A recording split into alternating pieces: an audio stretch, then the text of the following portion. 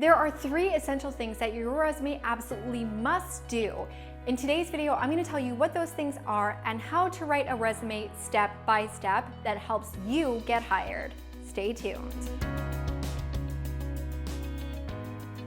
Hello and welcome back to my channel where I help you slay your career and cultivate the successful life you deserve. For the best career advice, make sure you click the subscribe button plus the notification bell. I release a new video every Tuesday. I'm really glad you're here because I know there is no shortage of how to write a resume videos here on YouTube, and most of them are going to tell you exactly the same thing: how to write a resume that probably is going to get you through an ATS. But that's about all it's going to do. Now, if you haven't met me before, you might not know, but I actually have been a recruiter, a hiring manager, and a digital marketer in former lives, as well as a criminologist and a whole bunch of other things, but I'm gonna save those tales for another day. But having interviewed hundreds of candidates, participated in hiring dozens of people, and as being someone who has learned how to optimize conversions throughout a funnel, I actually have a slightly different approach to resume writing, which I think is going to really help you land your dream job. Now, if you're ready to learn what that is, click that like button and let's jump right into it. Before we get into the steps, it's really important for you to know what 3 things your resume needs to actually do.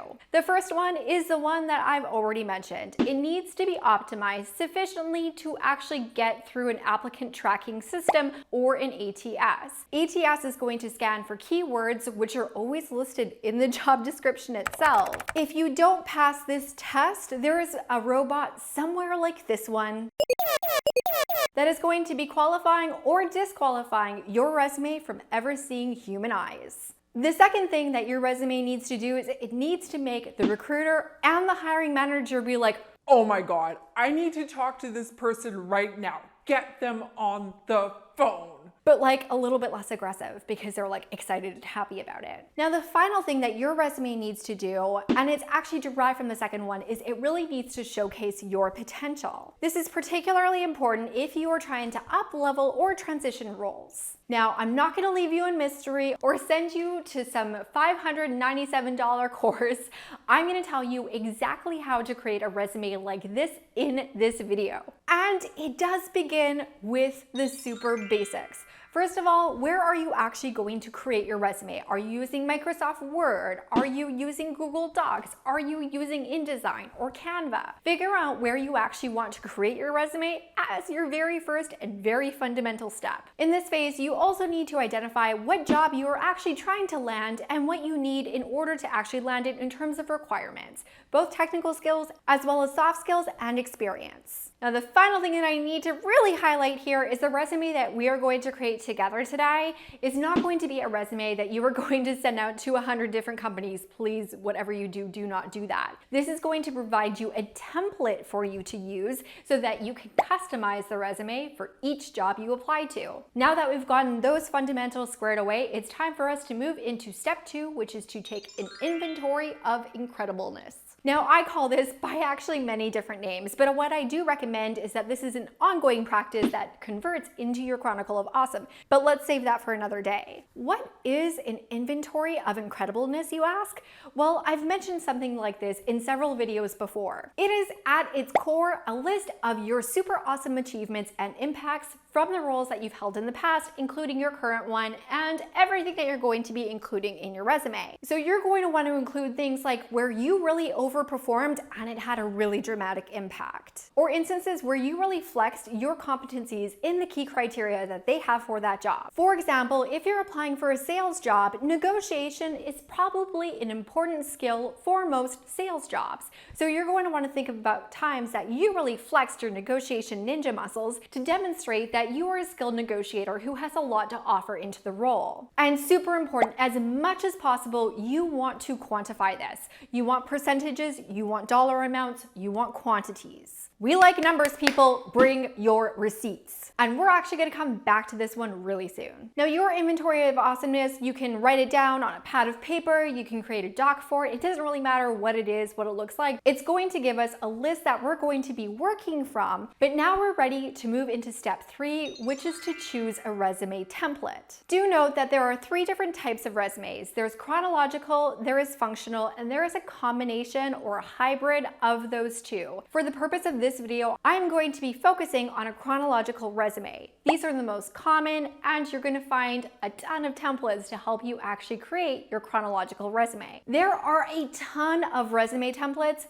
both for free and paid, that you can find online. Now, you can sort through the plethora of templates that are available to you, or you can use the free template that I have for you at capdecasolutions.com/resume. In any event, you want to find a resume template that you like, that you feel like reflects you. It doesn't need to be super duper fancy, and in fact, some of the coolest looking resumes are actually the hardest ones to get through an applicant tracking system. This is something to keep in mind when applying for jobs is one of your primary search strategies. No matter where you get your template from though, or what it actually looks like, there's one thing that I really want to get squared away here right now. If you're in the United States or Canada and you are not an actress or model, do not put your photo on a resume.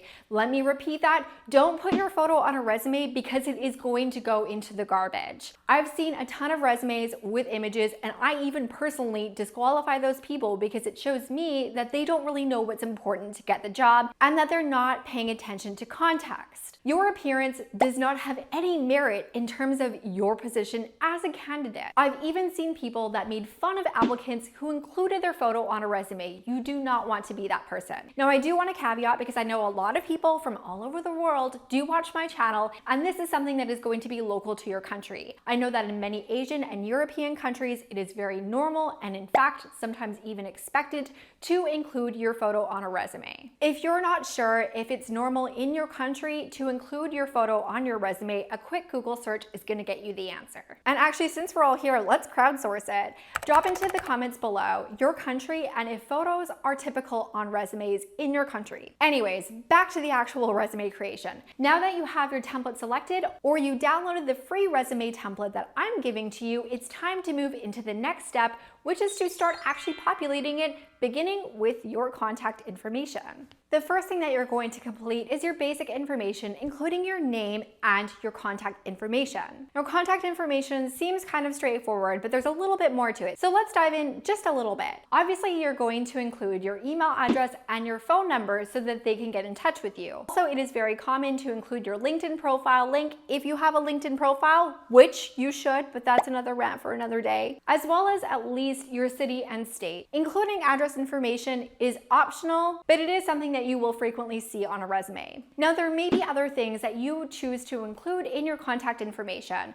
For example, if you have an online portfolio, you might link to the site where they can actually go and see your work. Or perhaps you have a Facebook page that you operate professionally. You might choose to include a link to that. The main thing that you want to consider, especially when you're linking to any online or social media profiles, is you want to make sure that they are professional profiles. If you have a personal Instagram that doesn't have any bearing or merit towards your work, there is absolutely no reason to link it here. Now, if you have a lot of different sites, you can actually compile these into one landing page. Once you have your basic info all squared away, the next thing that you are going to do is you are going to create your resume summary. Resume summaries are actually technically optional. You do not need to have a resume summary. And if yours is a boring snooze fest, please do everyone a favor and just leave it off and use the space more productively. However, I do think that a resume summary can be something that is really engaging and really helps to make that wow moment for both the recruiter and the hiring manager. And I'm actually so into writing effective resume summaries that my next video is going to be sharing my lit strategy to create your resume summary. If you want to tune into that, make sure you click the subscribe button so you don't miss it. Once you have the summary, the next thing that you're going to do is you are going to add your experience. Let's be clear, because this is where a ton of people get this really wrong when they are writing their resume. This is not a job description. It is not a list of things that you did on a daily basis. Unless you have a really unusual job, your job title has said it all already. This is where you are going to really show off those receipts and start dropping aw-bombs. But to do that, I need to explain to you what an aw-bomb is in the first place. An aw-bomb has 3 criteria. First of all, it's appraised. Remember what I said earlier about numbers? That's this. This is where you're going to include your numbers. If your impact, achievement, or success can be quantified, you are going to drop a number here.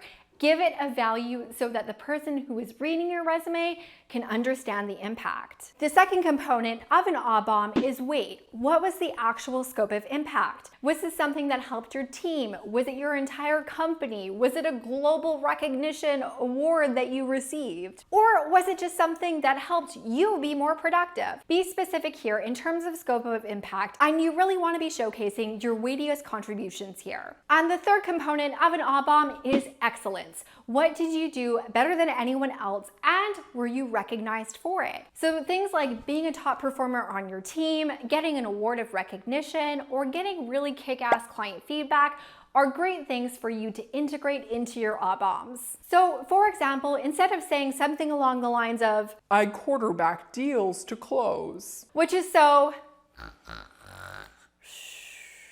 you're going to say something like overachieved on quota 6 consecutive quarters, driving $3 million in new revenue. You're going to drop ABOMs for every job that you include on your resume, which brings me to a very important point for your experience. You only really need to list relevant experience. And this is something that's particularly important, especially when you're earlier in your career. For something like your first job, you might actually be including things like a summer as a counselor at summer camp and stuff like that. But as you gain more professional experience, that is going to begin to drop off. And when you are dropping the ABOMs, you also want to calibrate for the directness to the role that you are actually applying for. For example, if earlier on in your work history you had a job that actually doesn't directly map to the job that you're applying for, you wouldn't want to include like 10 points and only 3 for the job that was most relevant. You want it to be proportionate, and you want every line that you include on your resume to demonstrate how you meet the criteria of the job description posted. For example, when I was in university, I spent a summer working at a box factory. I can assure you that no resume of mine ever stated the fact that I worked at a box factory making boxes and folder accessories. Interesting story, yes. Relevant resume point, no. So when you are writing your resume, you do want to take into consideration the relevancy of the role that you had, and if it actually does have any points that are going to support you as being the best candidate for the hiring manager and the recruiter to speak with. Ultimately, when you're listing something on your resume, I want you to ask yourself this question: is the hiring manager going to be impressed by this achievement? The unfortunate answer for my box factory job was always a clear and resounding no. Because ideally, when you are writing your resume, you want to keep it to a single page of paper. Space is a premium, and you want to make sure that you are investing it accordingly. Once you've gotten all of your experience and dropped those ABOMs, it's time for us to move on to the education section. This section is again pretty straightforward. You're going to list the degrees that you've achieved, the majors as well as the minors, the institution that you graduated from, and the date that you graduated or the dates that you attended. If you did get any fancy awards, you can list them here or in a separate award section on your resume. Now, one of the questions that I get from people when they are learning how to write their resume, especially early on in their career, is do they need to include their GPA? A lot of new graduates do include their GPA, especially when their GPA is impressive. Now, it's not going to hurt you to include your GPA unless your GPA was like really bad, in which case be the person who leaves it off. Because outside of getting your first job out of college or university, it's not really going to be a relevant point on your resume. That said, sometimes people are going to ask. With that education section squared away, let's move into the next section, which is skills. The skills section is definitely one that you want to do some research, especially when you are applying for a specific role. You want to identify the keywords for both the soft skills, experience, and technical skills that are required, and you want to make sure that they're integrated. If you haven't naturally been able to integrate them into the language in your experience section, you definitely want to make sure that they are included here. Of course, you don't want to list skills or claim to do things that you have no idea what to do. So if you have no idea how to use accounting software, now is not the time to say that you know how to use accounting software. Within your resume template, and not for a specific role, you want to at least include some baseline skills that you feel like you are going to integrate on a regular basis. Think of expertise that you have, key soft skills that you possess, and any technology that you are particularly savvy at. Because the skill section has a lot of white space, it is a great area and a highly scannable area for you to really showcase the fact that you are an outstanding candidate for that role. And that brings us to our final section when we are writing our resume, and that is references. I've seen a ton of resume templates that actually include designated placeholders for you to actually insert your references directly onto your resume. I do not recommend that you do this. You can actually completely exclude this section, or you can just include the pretty standard references are available upon request or references are available at interview. The main reason you don't want to include references on your resume is that you don't want people to be frivolously contacted. Most companies don't do this, but unprofessional ones might. So you just want to make sure that you are avoiding that potential pitfall. You also want to make sure that you're in control of when the reference contact information is being handed over, because you need to contact that person first so that they are expecting a call from that company. Especially when you get further into your career, and definitely when you're senior in your career, you might also be electing to connect your hiring manager or the recruiter with different people to speak to different qualities depending on the conversations that you're actually having in the job interview. So don't include it. It's not that you're going to hide your references from them, but you just don't need to include it on your resume. You might notice that there's one section that I completely omitted, and there is a reason for that. It is my most hated resume section, and that is the objective. The reason why I hate the resume objective section, and I don't suggest that you include it, is it does tend to include a lot of redundant information, a lot of goal stuff that doesn't actually pertain or support the conversation that you really want to have. Of the thousands of resumes that I have reviewed over the course of my career, there have been very, very few, I think less than a handful, of resume objectives that I thought were really well crafted, really made the candidate stand out, and really provided function in terms of ongoing conversations within the interview. The resume objective is also often listed at the very top, occupying prime real estate on your resume. So you want to lead with the strength, which is the lit summary, which I'm going to show you in my next video, and you can just ditch the objective. It's not serving a purpose, and it is entirely optional. If you haven't already, make sure that you do go to my site, capdecasolutions.com/resume, to get your free resume template. I do actually include a lot of the tips, strategies, and notes on everything that I just reviewed in this video, and it's really going to help you write a great resume. And the thing that I wanted to end on here is that you need to remember that the resume isn't the thing that gets you hired. In fact, you might actually get well into interviewing without needing a resume at all. If you want to learn how to do that, go and check out this video for my top job search strategies. I'll see you over there. And of course, if this video was helpful, make sure to give it a like, and I'll see you in the next video. Bye for now. Or instances where you really I don't even know what that was. Now, a lot of new